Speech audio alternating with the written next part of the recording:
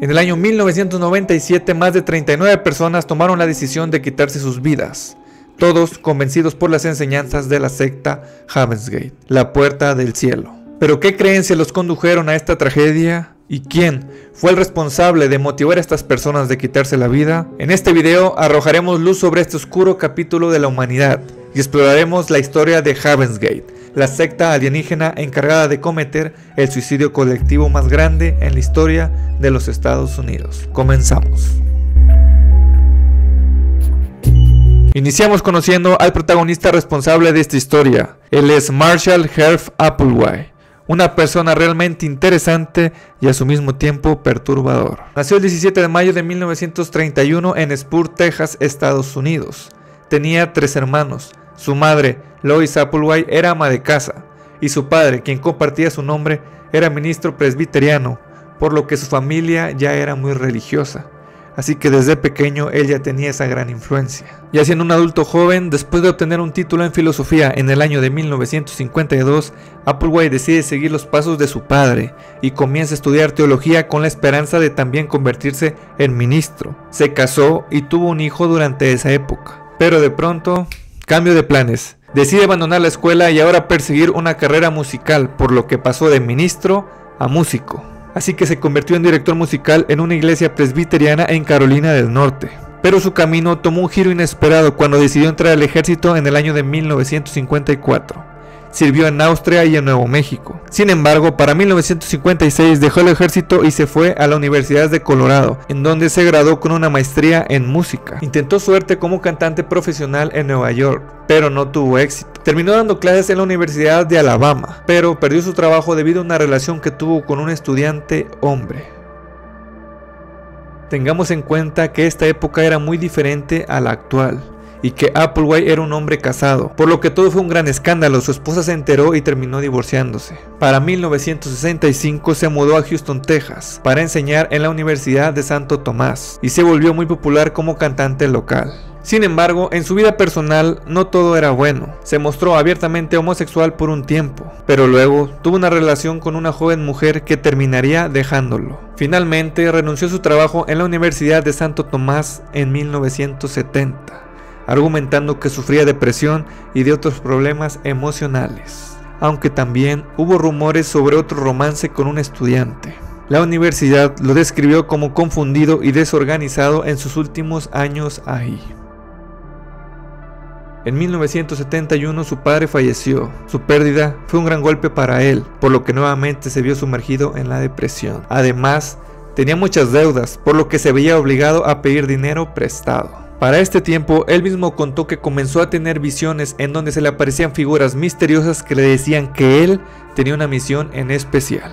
Yo creo que este es el inicio de la tragedia que veremos más adelante. Avanzamos un poco en el tiempo a marzo de 1972. Su vida cambiaría por completo, pues conoció a Bonnie Nettles, quien más adelante sería la cofundadora de la secta Heaven's Gate.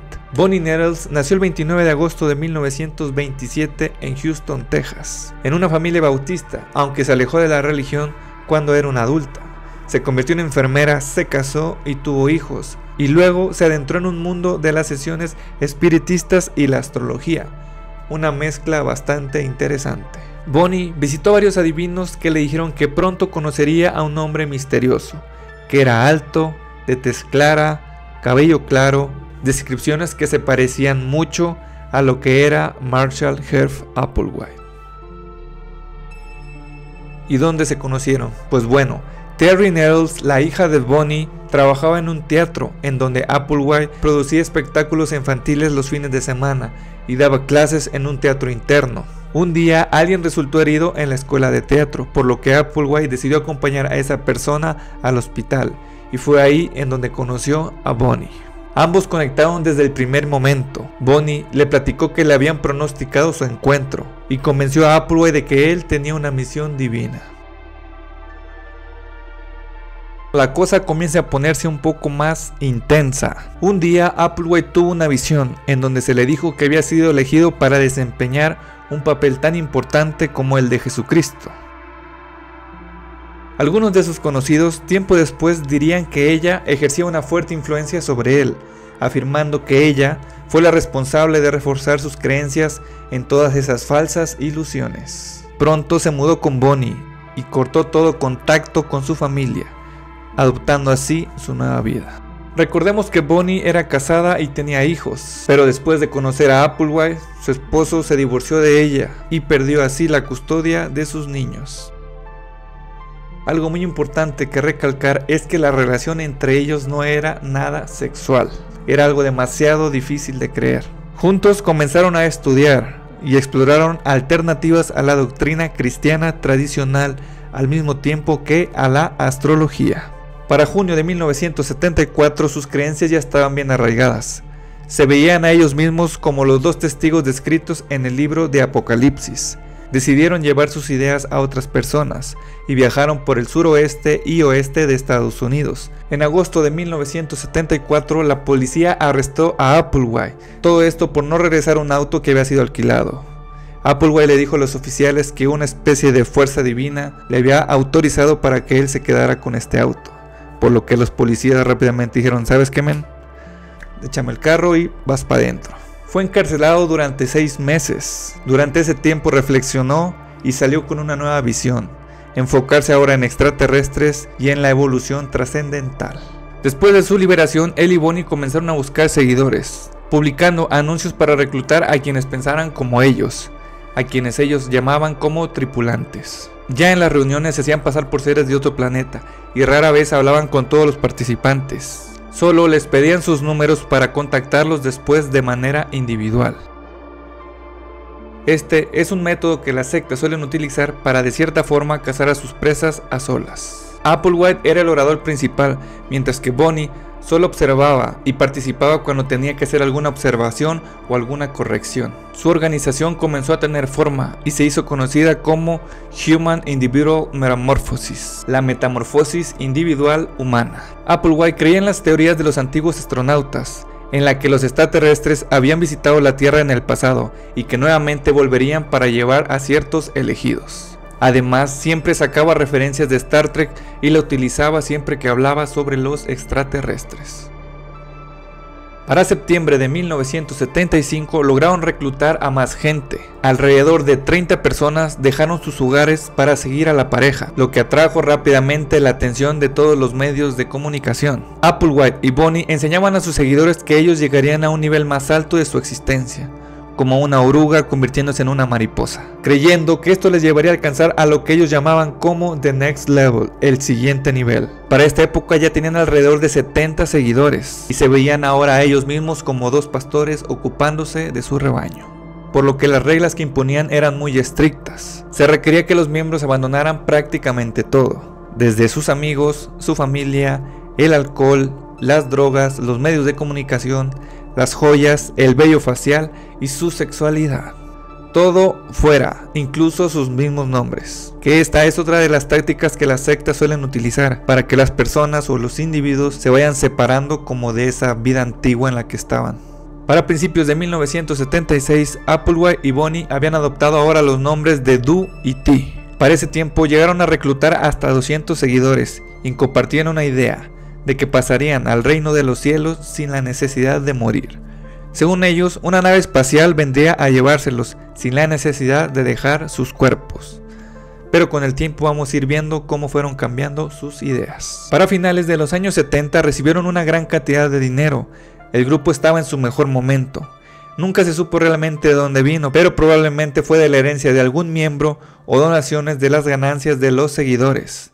Con ese dinero alquilaron casas en Denver y luego en la zona de Dallas. Vivían en 2 o 3 casas. Los líderes normalmente tenían su propia casa.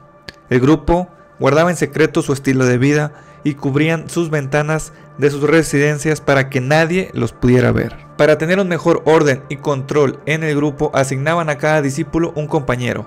Este se encargaba de revisar todo lo que el otro hacía. Les permitían a ellos incluso hacer llamadas a sus familiares, pero con una gran condición: el otro compañero siempre tenía que estar escuchando absolutamente todo lo que decían. Pero no todo lo bueno dura para siempre, y ahora se venían tiempos difíciles. En 1983, Bonnie se sometió a una operación para extirparle un ojo debido a un cáncer diagnosticado años antes. Sobrevivió 2 años más y finalmente falleció en 1985. Applewhite explicó su muerte como parte de la evolución espiritual del grupo. Les dijo a sus seguidores que Bonnie había viajado al siguiente nivel porque tenía demasiada energía como para permanecer en la tierra y que había abandonado su cuerpo para realizar el viaje. Su intento de explicar la muerte de su compañera con los términos de la doctrina del grupo tuvo éxito y evitó que se fueran casi todos los miembros. Solo uno los abandonó. Más tarde organizó una ceremonia en donde se casó con cada uno de sus seguidores. Dijo que Bonnie lo había dejado porque él aún tenía muchas cosas que aprender. Después de la muerte de Bonnie, Applewhite también alteró su punto de vista sobre la elevación. Antes les enseñaba que ascenderían de forma física desde la tierra y que la muerte les permitiría reencarnar. Pero ahora el fallecimiento de su compañera lo obligaba a aceptar que la ascensión podría ser meramente espiritual. Algo importante que decir es que, según Applewhite, Jesucristo era un extraterrestre.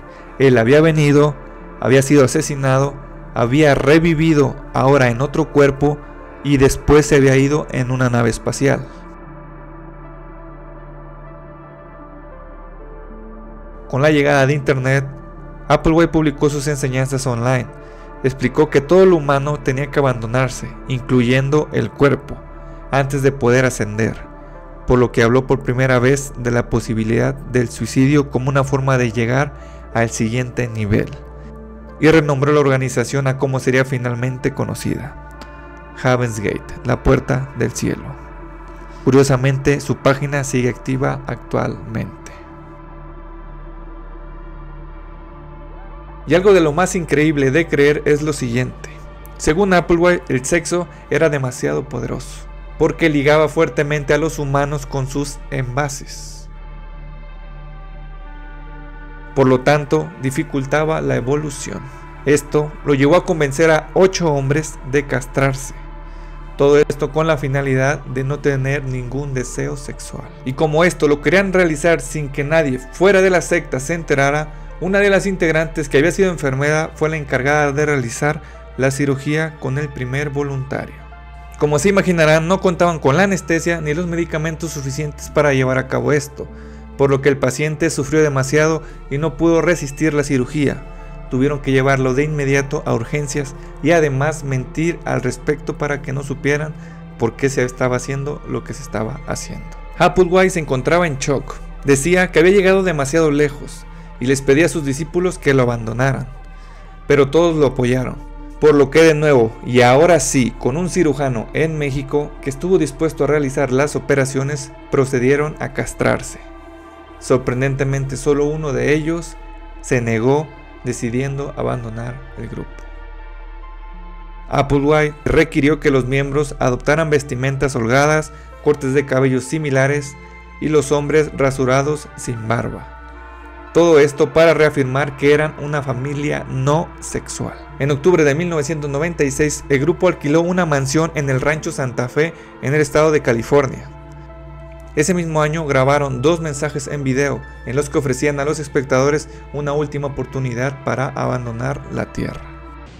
Planet Earth about to be recycled.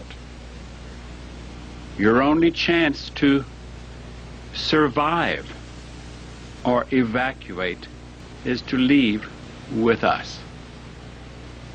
Y al mismo tiempo descubrieron que se estaba acercando al planeta el cometa Hale-Bopp.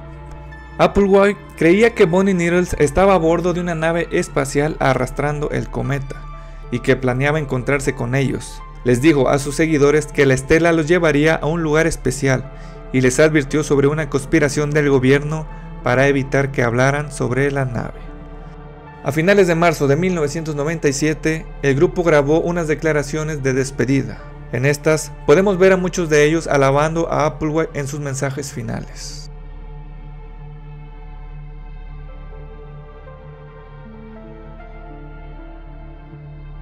Applewhite grabó un video poco antes de su muerte, donde calificó los suicidios como la salida final del grupo y señaló que odiaban este mundo con toda honestidad.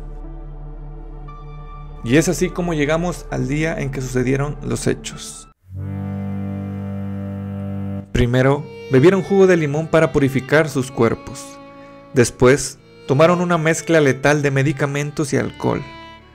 Luego se recostaron para morir, creyendo que sus espíritus serían transportados a la nave espacial. Algunos de ellos se pusieron bolsas en las cabezas para asfixiarse. Al final, todos se taparon con sábanas moradas.